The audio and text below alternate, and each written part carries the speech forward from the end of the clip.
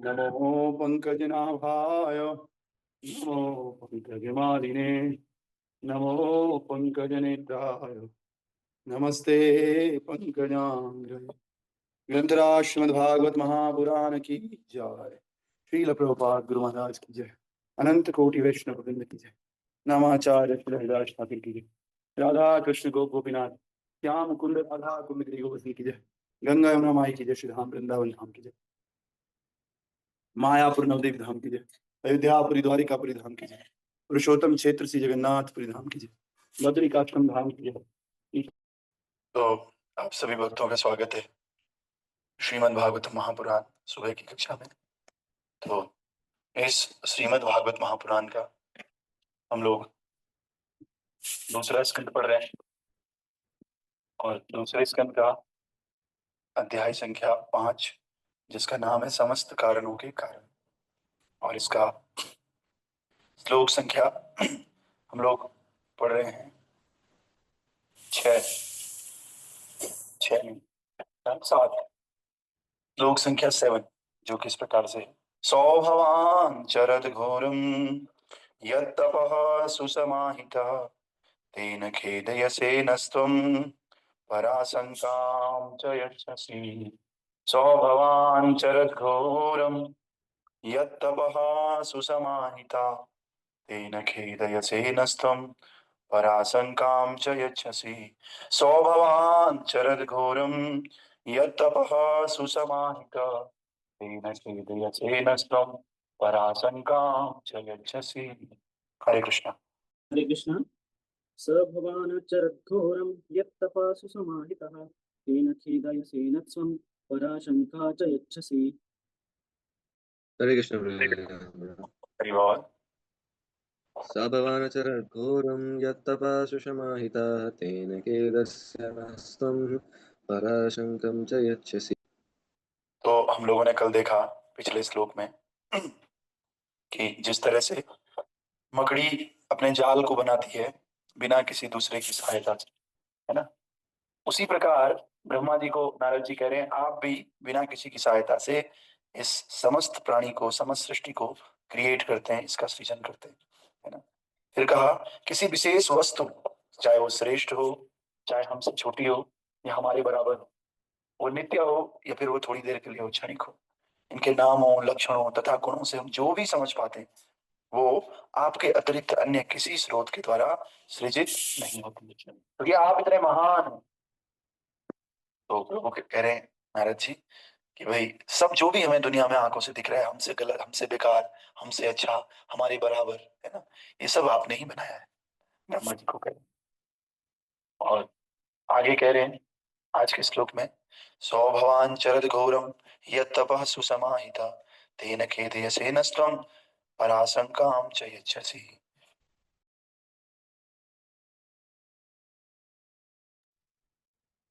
फिर भी जब हम आपके द्वारा पूर्ण अनुशासन में रहते हुए संपन्न की गई कठिन तपस्याओं के विषय में से सोचते हैं तो हम आपसे भी अधिक शक्तिशाली किसी व्यक्ति के अस्तित्व के विषय में आश्चर्यचकित रह जाते हैं, यद्यपि आप सृष्टि के संदर्भ में इतने शक्तिशाली हैं, है ना। तो कह रहे हैं कि जब हम आपके अनुशासन में रहते हैं और कठिन तपस्या का पता हमें चलता है तो हम सोचते हैं कि आपसे भी ज्यादा कोई शक्तिशाली है, तो ये सोच करके हम आश्चर्यचकित हो जाते हैं, है ना।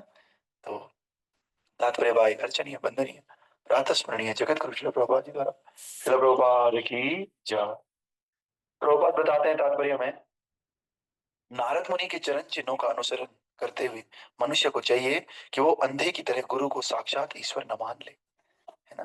गुरु का सम्मान ईश्वर के समान ही किया जाता है, लेकिन जो गुरु अपने आप को साक्षात ईश्वर कह दे उसे तुरंत त्याग कर देना चाहिए। तो कई बार हम लोग बहुत अंधविश्वासी हो जाते हैं, हम गुरु को भगवान ही मान लेते हैं।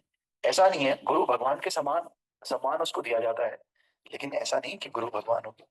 भगवान के एक छोटा सा अंश गुरु के रूप में आता है, लेकिन जो गुरु खुद ही अपने आप को भगवान बोल दे तो प्रभुपाद जी कह रहे हैं उसका त्याग कर दो, गुरु बोलने लायक नहीं, है ना। लेकिन अब कितनी देर है इसमें। लेकिन नारद मुनि ने ब्रह्मा को सृष्टि करने के अद्भुत कार्य के कारण सर्वोपरि मान लिया। उन्होंने मान लिया जो ब्रह्मा जी हैं वही सबसे बड़े हैं, क्योंकि वो उन्हीं को ही देख रहे हैं कई बार, है ना। तो लेकिन जब उन्होंने देखा कि ब्रह्मा जी तो किसी और श्रेष्ठ पुरुष की पूजा कर रहे हैं, तो उनको संदेह हुआ, परमेश्वर तो श्रेष्ठतम है ही, इसका उनका कोई आराध्य नहीं। अहंगोपासिता, ये जो साक्षात ईश्वर बनने के उद्देश्य से अपनी पूजा करता है वो भ्रामक है। लेकिन बुद्धिमान शिष्य तुरंत पहचान सकता है कि परमेश्वर को ईश्वर बनने के लिए किसी की, यहाँ तक कि अपनी भी पूजा करने की आवश्यकता नहीं रहती है। भले ही दिव्य अनुभूति के लिए अहंग हो उपासना एक विधि है, लेकिन इससे वो कभी भी ईश्वर नहीं बन सकता। कोई भी व्यक्ति आत्म अनुभूति की विधि से ईश्वर नहीं बनता। नारद मुनि ने ब्रह्मा को सर्वोपरि पुरुष के रूप में सोचा, किंतु जब उन्होंने देखा कि वे दिव्य अनुभूति की विधि में लीन है तो उन्हें संदेह हुआ। अतएव वे सही जानकारी चाह रहे थे। तो भक्तों, तो हमें भी ऐसा लगता है, हम किसी को देखते हैं कि बस यही सब कुछ है, तो हमें क्या करना चाहिए? धीरे धीरे जो है परम सत्य को जानने का प्रयास करना चाहिए, है ना। बहुत इंडिया में ऐसी भ्रांति है कि अपने गुरु को देखा तो गुरु को ही भगवान बना लिया, बस बोला यही भगवान है, झूठा मूठा बिना शास्त्र के कुछ भी। हमें सत्यता को जानना है और जिसकी जो पोजीशन है उस हिसाब से उसको पूछना है। ऐसा नहीं किसी का सम्मान करना है। मान लिया कोई हमारे बड़े भाई हैं, हमने बड़े भाई को ही पिताजी मान लिया, अरे वो पिताजी की तरह है हमारे लिए, लेकिन हमारे पापा वो नहीं है, पापा कोई और है। वो बड़े भाई हैं, छोटी बहन हमारी छोटी बहन है, चाचा जी हमारे चाचा जी। हम उनको पिताजी का जैसा सम्मान दे सकते हैं, लेकिन उनको ये नहीं बोल सकते कि यही मेरे पिताजी हैं, इन्होंने ही मुझे पैदा किया। नहीं, भगवान की जो स्थिति है वो सबसे अभिन्न है। भगवान के जैसे तो हम भी हैं, हम भी गुणात्मक दृष्टि से भगवान के जैसे हैं, हम भी भगवान से ही उत्पन्न हुए, लेकिन हम ये थोड़ी बोल देंगे कि हम भगवान। कई लोग, कई तरह की संस्थाएं ऐसी हैं जो ये बोलती हैं कि बस आप कुछ समय वेट करो, आप ही भगवान बन जाओ। अभी आप भूल गए हो ना कि आप भगवान हो, आप थोड़ा सा तप करोगे, जब करोगे आप ही भगवान बन जाओ। ऐसा नहीं है, हम भगवान कभी नहीं बन सकते। भगवान अलग थे, अलग हैं और अलग रहेंगे। हम लोग जीव हैं।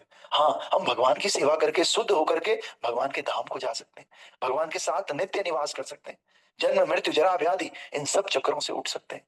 इस भौतिक संसार को छोड़ करके हमेशा हमेशा के लिए भगवान की संगति प्राप्त कर सकते हैं। लेकिन भक्तों, भगवान नहीं बन सकते, क्योंकि भगवान तो भगवान है। भगवान ऐसे थोड़ी होगा कि कभी भूल गए, माया में आ गए। भगवान और जीव में एक ही अंतर है, भगवान भी हमेशा रहने वाला है, जीव भी हमेशा रहने वाला है। लेकिन भगवान माया के चक्कर में नहीं पड़ते कभी, लेकिन जीव माया के चक्कर में पड़ जाता है, ये अंतर है, जबकि है दोनों परमानेंट। तो इसी तरह से हमको इस बात को समझना है कि नारद मुनि, ब्रह्मा जी, कभी ब्रह्मा जी ने ये नहीं बोला कि मैं ही सब कुछ हूँ नारद मुनि को। ब्रह्मा जी तो गुरु की तरह एक्ट कर रहे हैं इस समय, लेकिन गुरु साक्षात वो है जो अपने शिष्य को भगवान से कनेक्ट करवाए। तो ब्रह्मा जी दूसरे की पूजा करते थे, तो तब उन्होंने पूछा ये कौन है जिनकी आप पूजा करते हैं। तो फिर ब्रह्मा जी आगे बताएंगे। आज लास्ट श्लोक है नारद जी का, कल से ब्रह्मा जी ने क्या बोला वो हम देखेंगे, है ना। तो अगला श्लोक ये है, एतन्मे पृच्छत सर्वं सर्वज्ञ सकलेश्वर बिजानीहि यथेवेद अहम बुद्धे अनुशासिता।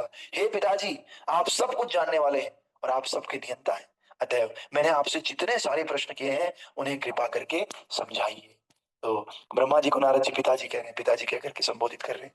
तो कह रहे हैं पिताजी, आप तो सब कुछ जानते हो और आप सबके कंट्रोलर भी हो, क्योंकि अभी तक तो भगवान को नहीं जानते हो ना, या जानते भी हैं तो हम सबके लिए एक ड्रामा कर रहे हैं, एक लीला कर रहे हैं, है ना।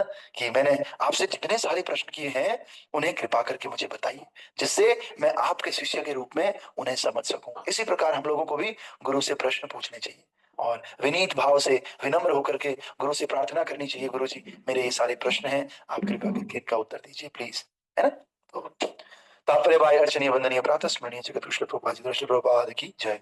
नारद मुनि द्वारा पूछे गए सारे प्रश्न सबके लिए अत्यंत महत्वपूर्ण है, अतएव उन्होंने ब्रह्मा से प्रार्थना की कि वे इन्हें उपयुक्त समझें, जिससे ब्रह्म संप्रदाय की परंपरा के अन्य सभी लोग बिना कठिनाई के उन्हें समझ सकें।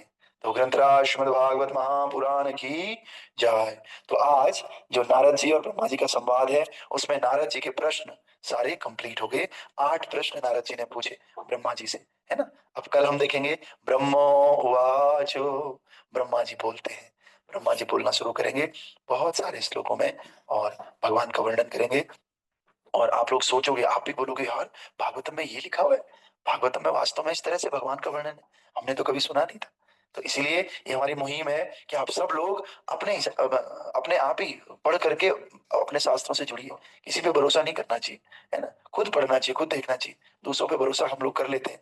तो इसलिए मिसकंफ्यूजन हो जाती है, मिसअंडरस्टैंडिंग हो जाती है। इसलिए प्रभुपाद जी या हमारे इस्कॉन के जितने आचार्य हैं, सब लोग जब भी कोई क्लास करते हैं बिना बुक के नहीं करते। आपको क्या लगता है बड़े बड़े महाराज क्लास नहीं कर सकते बिना बुक के? आराम से कर सकते हैं, ज्ञान के भंडार है। लेकिन फिर भी इस शास्त्र को हमेशा आगे रखते हैं ताकि ये ना हो कि हम अपने आप बोल रहे हैं। तो इसलिए हम सबको भी शास्त्रों के अनुगत्य होकर के ही भक्ति करनी है। श्रील प्रभुपाद की जय।